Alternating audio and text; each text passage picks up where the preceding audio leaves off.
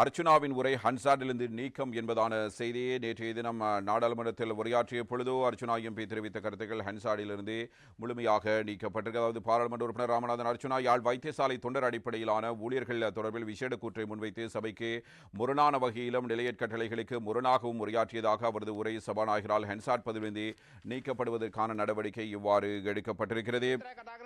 பாராளுமன்றம் நேற்று புதன்கிழமை சபாநாயகர் ஜெகத் விக்ரமரத்னவையில் கூடியது. இதனையடுத்து நடைபெற்ற வாய்மூல விடைக்கான வினாவேளையின் போது பாராளுமன்ற உறுப்பினர் ராமநாதன் அர்ச்சுனா யாழ் வைத்தியசாலை தொண்டர் அடிப்படையிலான ஊழியர்கள் தொடர்பில் விசேட கூற்றை முன்வைக்க சபாநாயகர் அனுமதி அளித்தார். முதலில் யாழ் வைத்தியசாலை தொண்டர் அடிப்படையிலான ஊழியர்கள் தொடர்பில் தெளிவாக பேசிய அர்ச்சுனா பின்னர் தடம் மாறி நிலையற் கட்டளைகளுக்கும் சபைக்கு முரணாகவும் பேசத் தொடங்கினார். அப்போது சில தடவைகள் குறுக்கிட்ட சபாநாயகர் விசேட கூட்டு தொடர்பான ஆவணத்தில் என்ன இருக்கிறதோ அதை மட்டும் பேசுமாறு வலியுறுத்திய போதும் அர்ச்சுனா அதனை கவனத்தில் கொள்ளவில்லை.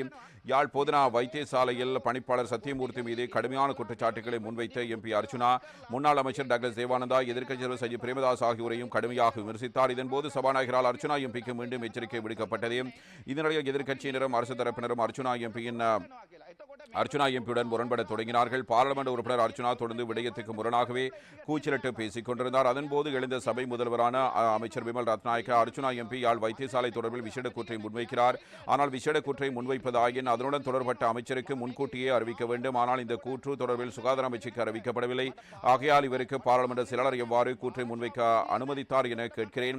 அத்துடன் இவர் விடயத்துக்கு முரணாக பேசும் விடயங்கள் தொடர்பில் சபாநாயகர் கவனம் செலுத்த வேண்டும் என்றும் குறிப்பிட இவ்வாறு சபை முதல்வர் கூறிக்கொண்டிருந்த போதும் அர்ச்சுனா எம்பி கூச்சலிட்டுக் கொண்டிருந்தார். இந்நிலையில் அவரின் நிலையற் கட்டளைகளுக்கு முறையான கருத்துக்களை ஹன்சாட் பதவியிலிருந்து நீக்குமாறு சபாநாயகர் அறிவித்தார்.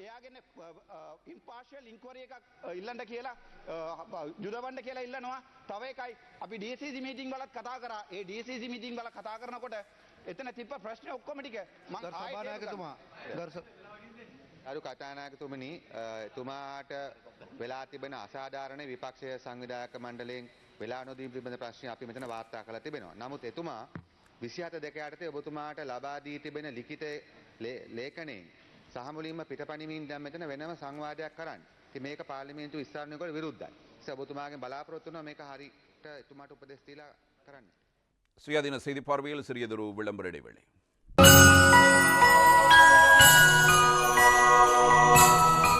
இப்போது அனைவருக்கும் சேமிக்கும் வாய்ப்பு. கொம்பேட் கார்ட்ஸ் உங்களது கொடுக்கல் வாங்கல்களை இலகுவாக்குகின்றது.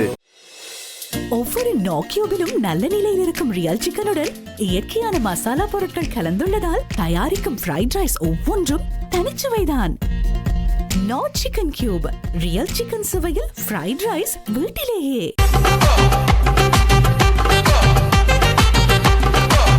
இந்த பண்டிகை காலத்தில் பீப்பிள்ஸ் பேங்க் கிரெடிட் கார்டிடமிருந்து 75% வரையான கழிவுகள்.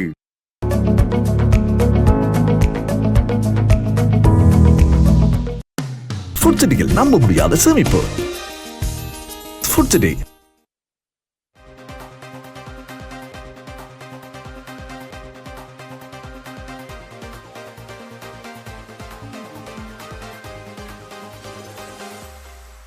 சுயாதீன செய்தி பார்வையில் இருந்திருக்கின்றோம். மற்றும் ஒரு செய்தி குறித்த அவதானத்தினை செலுத்தலாம். தினகரன் பத்திரிகை இவ்வான ஒரு செய்தியினை கொண்டு வருகிறது. அர்ச்சுனா எம்பியிடமிருந்து ரூபாய் 100 மில்லியன் நட்டஈடு கோரி டாக்டர் சத்தியமூர்த்தி வழக்கு அவதூறு பேசுவதற்கும் தடை உத்தரவு என்பதாக இந்த செய்தி இவ்வாறு வெளியாகி இருக்கிறது.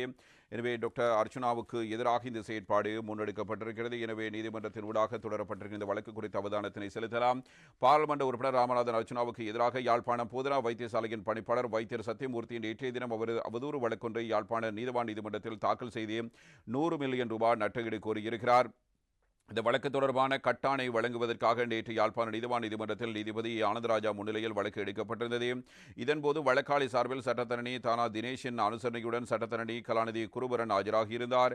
வழக்காளியான வைத்திய நிபுணர் சத்தியமூர்த்தி தொடர்பில் தடுப்பு காவலில் இருந்தபோது அங்கு அவருக்கு நிகழ்ந்த விடயங்கள் தொடர்பில் அவதூறாக வைத்தியர் அர்ச்சுனாவால் சொல்லப்பட்ட விடயங்கள் மற்றும் அர்ச்சுனா யாழ் போதனா வைத்தியசாலைக்குள் நுழைந்து வைத்தியர் சத்தியமூர்த்தியுடன் சில வார்த்தை பிரயோகங்களை மேற்கொண்டு அவருடன் பிணக்கிற்கு உட்பட்ட விடயங்கள் தொடர்பிலும் அர்ச்சுனா தன்னுடைய முகப்புத்தகத்தில் வெளியிட்ட காணொலியினூடாக அவதூறு பரப்பப்பட்டதாக மனுவில் சுட்டிக்காட்டப்பட்டு வழக்கு தொடுக்கப்பட்டிருக்கிறது. அர்ச்சுனா தொடர்ந்தும் வைத்தியர் நிபுணர் சத்தியமூர்த்திக்கு எதிராகவும் அவருடைய மாண்பு மற்றும் கீர்த்திக்கு பங்கம் விளைவிக்கும் கருத்துக்களை தெரிவிப்பதாகவும் மன்றில் தெரிவிக்கப்பட்டது. அவரால் கூறப்படும் கருத்துக்களில் எந்தவிதமான உண்மையும் இல்லை என்பதோடு அடிப்படையே அறமற்ற ஒருவருடைய கருத்தாகும் என்று வழக்காளி சத்தியமூர்த்தி தனது சத்தியக்கூற்றிலேயே தெரிவித்திருந்தமை தொடர்பில் சட்டத்தனையும் நீதிமன்றங்களினால் வழங்கப்பட்ட தீர்ப்புகளையும் சுட்டிக்காட்டி நீண்ட சமர்ப்பணம் வழக்காளி தரப்பில் மன்றில் முன்வைக்கப்பட்டது.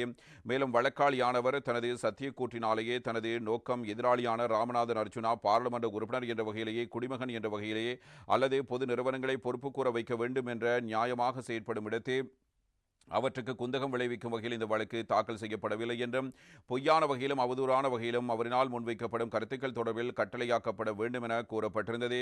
குறித்த விடயங்களை செயல்படுத்த நீதிபதி வழக்காளியால் கோரப்பட்டவாறு அவருக்கு எதிராக அவதூறான கருத்துக்கள் எதனையும் தெரிவிக்கக்கூடாது என எதிராளி ராமநாதன் அர்ச்சுனாவுக்கு இடைக்கால தடை உத்தரவு பிறப்பித்திருக்கிறார். இது ஒருமுகமாக வழக்காளி தரப்பை மட்டுமே கேட்டு வழங்கப்படும் கட்டாணை என்பதால் இது தொடர்பான அறிவித்தல் எதிராளிக்கு வழங்கப்பட்டிருக்கிறது. கட்டாளை எதிர்வரும் 30ஆம் தேதி வரை வலிதாக இருக்கும். அன்றைய தினம் அதனை நீடிப்பதா இல்லையா என்பது தொடர்பிலான தீர்மானத்தினை நீதிபதி எடுப்பார் என்பதாக இந்த செய்தி இவ்வாறு வெளியாகி இருக்கிறது. இது தொடருமா இல்லையா என்பதை நாங்கள் பொறுத்திருந்து பார்க்கலாம்.